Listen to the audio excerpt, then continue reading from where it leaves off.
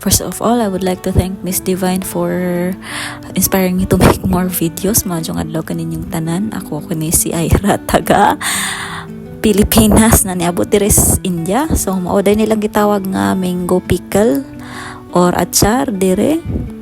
Nya na siya masala. Gibutangan silag masala tapos gipaintan. Mauday ni mong paniud to karon rajma. Punjabi dish ni siya. Tapos kani perval og alo, potato and pointed gourd.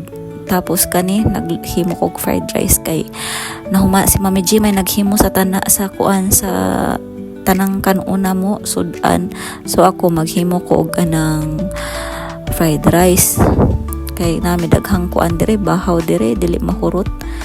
Nya kani nagpatutoy nagpainom ko gatas ni babuod to na. Tapos pagkahuman na magpainom gatas everyday jud na nako siya everyday gyud na nako siya ako anon tunan or studyhan og unsay mga ginagmay ra gud pud nga lesson kay para kani murag kuan ni siya kanang pangbata ni siya na libro.